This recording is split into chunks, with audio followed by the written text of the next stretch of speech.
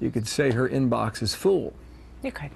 Good morning. I'm Bill Hemmer. Welcome here. Good morning, Bill. How you doing? Good morning. I'm doing well. How you doing? Here we go. Good. Very good. Good morning, everybody. I'm Martha MacCallum. So here's this story now, right? So after holding out for days, she's now responded on Twitter to questions about her exclusive use of private email. So we will have a lot more on this morning, including his that existed. And we're going to show you what she had to say. Back in 2007, she had very little patience for the Bush administration on what she would have called similar charges, it appears. Seems like the Heisman's given out right now for all the defenders who normally would see run to a microphone.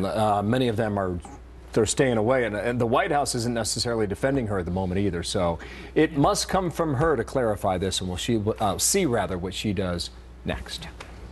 In the meantime, did you see this story? The U.S. ambassador to South Korea attacked in the country's capital. We have to warn you, some of this is very graphic. You can see here, yeah. Tough man. He is a tough man. Age 42. They say that one scar on the side of his face is 4 inches long and 1 inch deep. Yeah. You could say he got lucky. You could. Hopefully he'll be okay. Well, people getting sick at one hospital from bacteria that can't be killed by any drugs that we know of. And now another hospital in the same city is reporting cases of this too.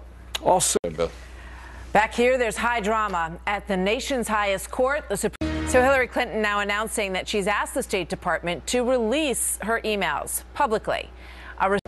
Well, he's only been on the job for a brand new hour of America's Newsroom. I'm Martha MacCallum. And I'm Bill Hemmer. Good morning. Many now feel it really feels like we're just at the beginning of the story. It does. And you wonder if this is one email address or are there more?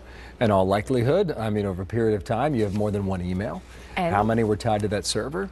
Absolutely, and as the White House, as Major Garrett suggested, also potentially culpable, they're the captain of the ship.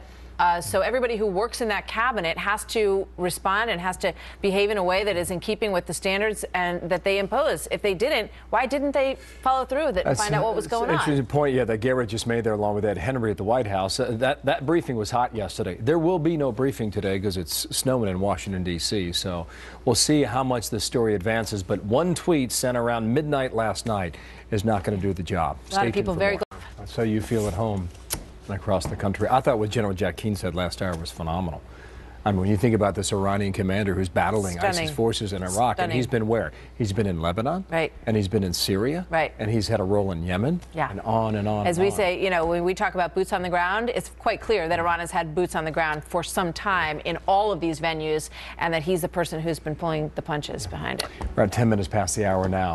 Well, you know, a trip to the DMV is not something any of us really look forward to most days, but this one got a little bit out of hand. So they have been stranded since June, early July. Also, the Jody area's verdict, as Adam Housley just reported. Our friends at Happening Now. We'll see you next time, guys. Have a good day. Bye, everybody.